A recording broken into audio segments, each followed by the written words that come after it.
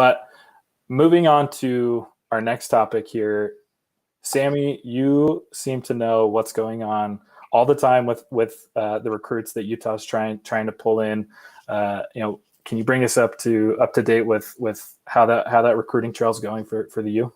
Yeah, so COVID hasn't slowed Utah down on the recruiting trail. We already have 4 really big commits for the program. The biggest one being 4-star quarterback Peter Costelli from California.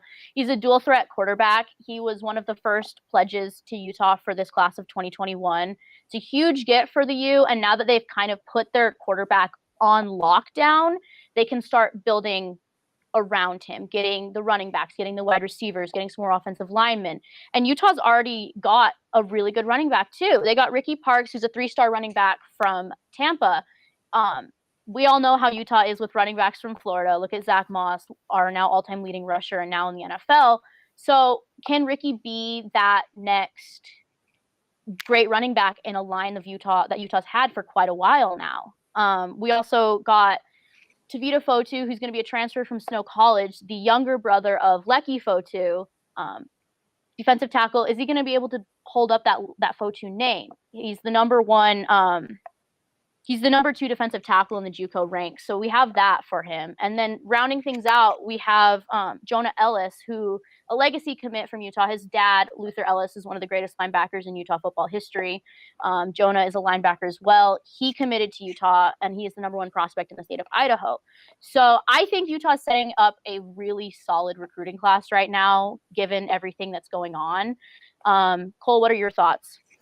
The guy that I get the most excited about is Jonah Ellis, the 3-star linebacker from Idaho. And the reason is, our offense, we've got a lot of we've got an arsenal right now. We've got a lot of great players.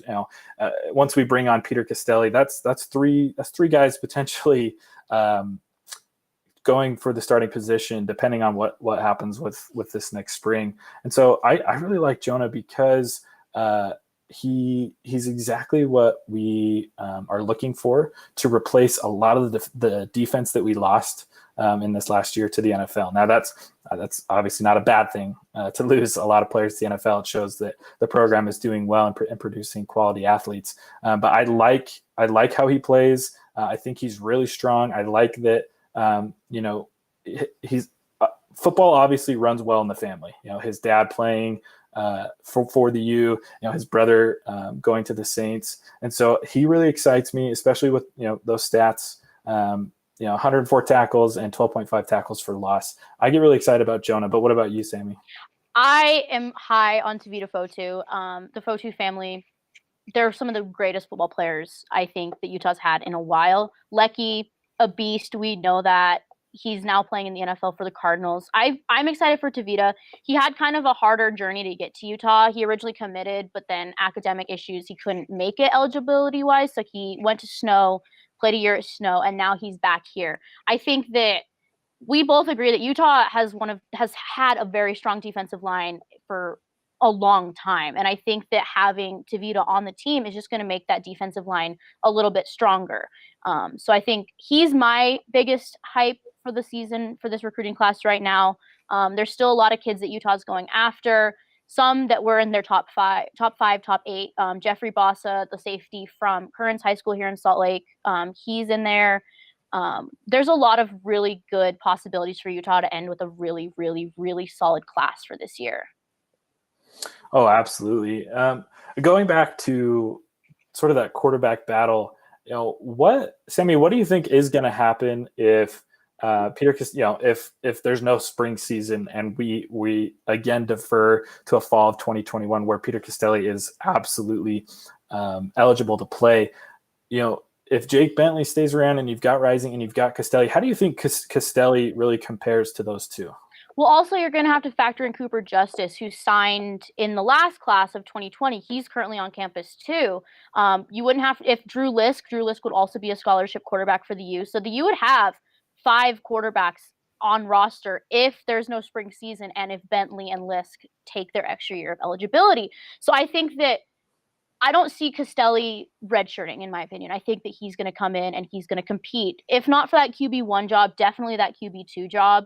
If Rising if Bentley leaves at the end of no matter what, it's gonna go to Rising, and I think that Costelli would fight for that QB2 spot with Cooper Justice.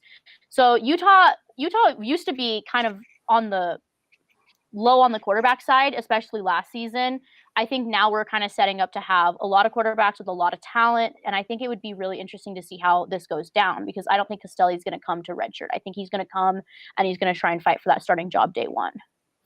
Well, that's definitely good information to hear and to know because one thing that I think that Utah has struggled with the last maybe close to the last 10 years, besides Tyler Huntley, I feel like we've struggled to really bring in a solid quarterback who goes above and beyond. And, with a school like Utah, the success that they've had in the Pac-12, the amazing defenses that they've been able to produce year in and year out, I'd like to know that we're loaded at that quarterback position, that we have several guys that are going to have to, fight tooth and nail to get that starting position. And I think Peter Costelli, like you said, I think he's going to come in. I don't see a redshirt happening here either. I think he's going to come in and he's going to fight to get that position. Obviously this is looking into the future a little bit. This is looking to probably the fall of 2021, unless, some sort of eligibility is allowed for the spring. But even then, I don't think it would be his position. But I like him a lot as well. And then touching on Ricky Parks just a little bit, I love, just like the University of Utah, I love running backs from Florida. And it's simply because of somebody like Zach Moss. And I like the comparison. I think he could turn into Moss. I think he has that work ethic, that drive. And I think, with the stats that he produced, that he went for over 1,200 yards and 14 touchdowns. I think the U is going to be set with this new round of recruits that they've got coming in. Yeah, totally. And especially we beat Iowa for Ricky. Iowa's kind of going hard for him for a little bit. And then Utah came in and got him. And I think it's really good that we landed him. It kind of gives us a little bit more depth in the running back position, even though we have quite a few backs on the roster. Of course, you have Brumfield and Wilmore, like we mentioned before, but you also have TJ Green, you have Mekhi Bernard. So you get that extra depth in that running back position, especially because Kyle McDonald, I think the next time Utah plays, I don't think they're doing a one-back system. I think you're going to do a two-back system with Brumfield and Wilmore because they're two vastly different rushers. So I think having different types of rushers for different types of situations is exactly what Utah needs. And Ricky fits into some of those categories that I think would be really good for Utah to have. Yeah, it's definitely a situation that you have to look at and be really excited about this recruiting class. Mm-hmm. I think this is one of the best recruiting classes we've seen, potentially since Huntley and Moss. These are all guys that I think are 100% in for the University of Utah. I think that they're going to fulfill those roles the best way that they know how. And I think, obviously Whittingham knows how to produce NFL level players. And I think each of these guys should be excited to be, playing for him.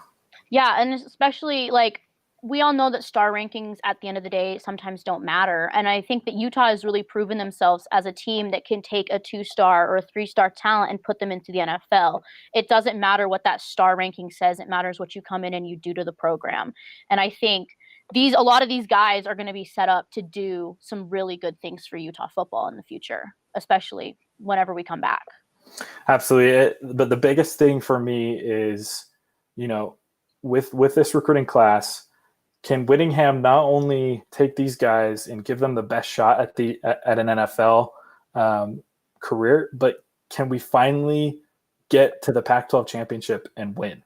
Can we finally get over that hump of dominating the South and then producing a Pac-12 championship? Because I think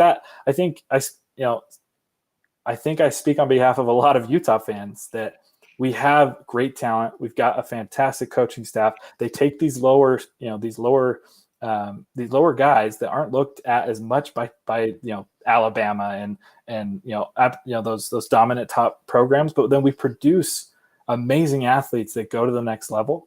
But the biggest question is, can we take these guys and win a Pac-12 championship? Totally. I completely agree with that. I think that's the biggest thing that Utah